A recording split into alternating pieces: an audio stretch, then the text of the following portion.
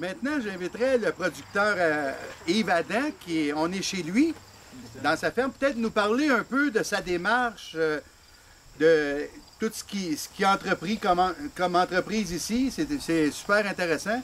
Donc, Yves. C'est ça. Il y a plusieurs volets. Il y a le côté de l'achat local là, qui est bien précieux. Puis la difficulté d'acheminer, puis de rendre accessibles des produits de santé disponibles dans la nature. Parce que on peut aussi penser au côté sauvage, qui est très positif, là, dans le sens des bons autochtones.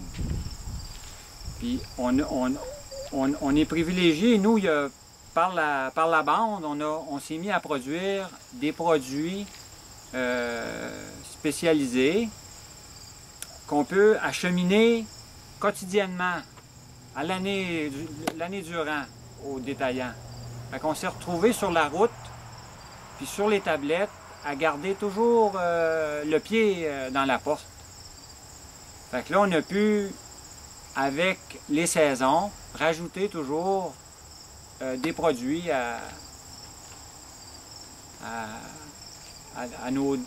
aux clients, à la ville ou même du côté local ici. Mais ce qui s'est produit, c'est qu'on était tellement obligé d'avoir le volume du marché qu'il fallait faire beaucoup de routes puis aller vendre à la ville. On s'est plutôt retrouvé à acheminer des produits locaux, des producteurs de la région à la ville en saison. Parce que là, on peut permettre à des petits producteurs qui veulent se développer des portes ouvertes, mettons. Il y a comme un marché. Puis étrangement, on n'est pas encore disponible pour notre marché public ici à Ripon, là. Mais on est très solidaire, on est présent, on est supportant, puis on le fait à notre manière vers la ville. Mais il y a aussi des gens qui viennent acheter chez nous. On est ouvert, puis les gens viennent acheter à la maison. Mais on a des produits qui sont pas facilement vendables comme ça sur des tablettes, comme des fruits et légumes. Là. Il faut que ça soit gardé au froid, comme des produits laitiers pour la santé alimentaire. Parce notre spécialité, c'est les produits, les fèves germées, les grains. On prend des grains, des légumineuses, puis on les fait pousser dans l'eau, puis ça devient des légumes. Mais c'est des légumes qui sont concentrés, puis qui peuvent... qui sont hasardeux, selon... fait qu'on on est quand même... On est quand même stressé par une grosse responsabilité. On est une ferme biologique. Puis il ne faut pas faire mauvaise presse. C'est une grosse responsabilité. Puis après ça, ben, on est très petit.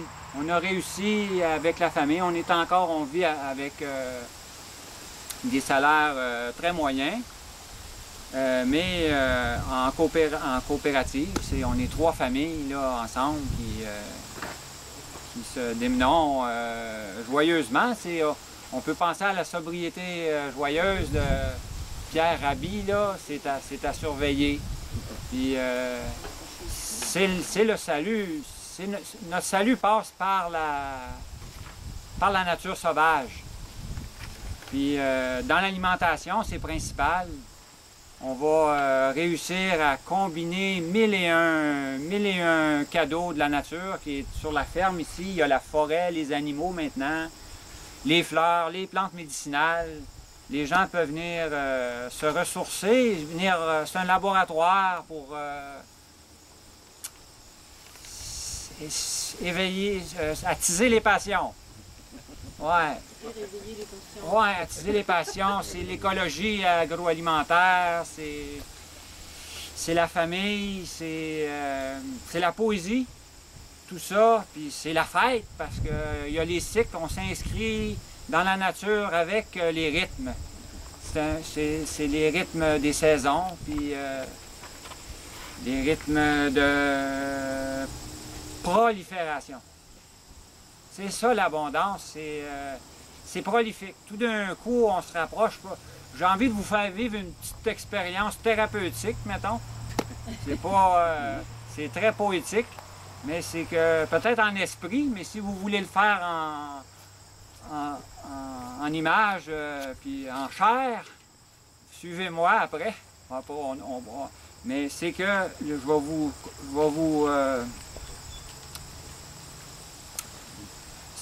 comment on va dire, faire la synthèse un peu, là, c'est que en rentrant dans l'atelier,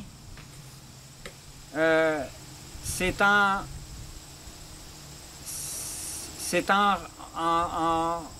regardant, il y a comme une densification. On va rentrer dedans, puis c'est en allant dans le plus petit qu'on a de l'horizon. On va au milieu du cœur de la vie, dans les semences, dans ce qu'il y a de séché. C'est un chaos cosmique, là. Tout est reconcentré. On va rentrer à l'intérieur, vers l'infini. Puis ça, c'est le défi, nous, c'est l'hygiène là-dedans. C'est que là, jusque dans les petits coins, il faut aller nettoyer partout pour qu'il n'y ait pas de problème. Puis tout est explosant. Il y a une énergie, il y a de la vie. On met de l'eau. On met le feu avec de l'eau. On met le feu dans ses semences. Puis ça décolle, ça part, ça chauffe. C'est presque des monocultures concentrées. Il y a plusieurs produits qu'on fait. C'est comme un accordéon. J'ai fait un rêve l'autre jour, j'ai envie de vous le dire. Je me voyais ici, je voulais amener une tour à poterie, puis de faire ma tribune sur le tour, comme si c'était mon tour. Puis, mais au niveau de la fête, c'est un accordéoniste qui pétrit l'argile. On est pétri par un va-et-vient. Hein? La nature est très forte. Puis moi, j'aime beaucoup la lune. Fait qu'avec dans le mois, on sent cette pétrissure-là. Fait que dans la production de germination, il y a des moments donnés où l'intensité, où c'est plus fort encore. Puis on apprend en rentrant dans le microcosme à sentir cette intensité-là. Puis il faut gérer ça. C'est trop.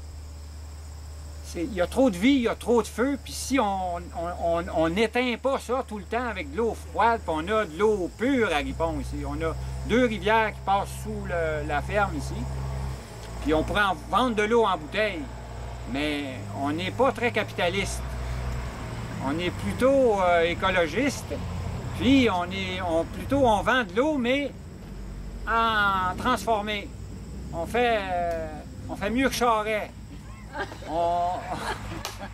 On prend nos richesses, puis on les transforme. Puis cette eau-là est vendue dans nos salades, parce que ça pousse beaucoup dans l'eau. Puis là, ça, c'est en rentrant là, dedans. Fait que là, on éteint ce feu-là. Mais après ça, quand on va ressortir, pour vivre la densification, pour retourner à l'intérieur, il faut avoir de l'horizon. C'est tout le contraire, il faut voir loin. Fait que là, les petits animaux, les plantes, les arbres, tout d'un coup, on part du plus petit, là, puis on s'en va au plus grand avec le ciel, puis les étoiles, puis le cosmos, puis là, c'est Mars cette semaine. Mais c'est par là, puis quand on sort dehors, là, on est complètement sidéré. Puis si on veut, on entend parler de Mars en NASA, mais on sait où aller, puis on la voit. C'est pas une inconnue, là, quand elle fait la manchette. C'est tout. Mais si vous voulez, on pourra faire l'exercice, rentrer en dedans, voir la production, puis passer un peu dans le jardin. Parce qu'il y a tout le langage des fleurs après qui peut nous apprendre les solutions politiques. Merci beaucoup. C'est quand même impressionnant, là. Je veux dire, quand à l'extérieur, ça ressemble pas. On n'a pas d'idée de ce qu'il y a à l'intérieur de ça, là. Il y a beaucoup de produits, c'est vraiment impressionnant. Puis c'est pour ça qu'on travaille, justement pour que des entreprises comme ça aient leur place sur le marché puis qu'on arrête de leur casser la tête avec 56 règlements. Disons qu'on a mis produire. on s'expose aussi en même temps un peu, c'est comme un... Il se fait passer pour un guérisseur, mais c'est un quêteux. Tu sais, la chanson, vous la connaissez peut-être dans le folklore. Puis, mais c'est que c'est pas pour quêter. C'est une offrande pour l'avènement du pays. Puis ce qui arrive, c'est que moi, j'ai une offrande, j'offre à Pauline Marois un bouquet de fleurs, puis je l'ai arrêté à la Gaillarde. Fait que des fois, on peut aller voir ce qu'il y a autour de la Gaillarde. Puis je pense que c'est une belle image qu'on peut s'offrir entre nous. Parce qu'il y avait Robert Charlebois avec sa Gaillarde, la bière, qui était sur laquelle on voit l'histoire de La Rochelle. Ce qui se passe à La Rochelle quand le roi Louis XIV dit on fait le Québec en 1663. C'est l'avenir, il y a une commission sur l'avenir du Québec, puis il dit 50% plus 1, c'est pas fort. Pas fort, il dit on y va à condition que Jean Talon il embarque, puis ça, c'est le marché local. Jean Talon, c'est encore... Fait que là, on a besoin des marchés. Lui, il dit oui, il a embarqué, c'est le ministre des Finances, puis c'est de l'agriculture. C'est le ministre de la Défense aussi, c'est notre souveraineté, l'agriculture. Fait que tout le monde, il dit ceux qui veulent faire le Québec, je vous donne une petite poche d'argent, ça descend de partout en France. Puis les bateaux partent pas parce qu'il fait pas beau, hein? Fait que là, c'est pas facile, là. Mais là, qu'est-ce qu'ils font avec toutes ces poches d'argent-là, ces festoyants-là, ces voulants-là? Il doit y avoir une belle fête, là, qui allume là, le feu qu'on entretient toujours, encore aujourd'hui. Puis, je pense que ça s'en vient. Oui, ça s'en vient. Effectivement. Merci.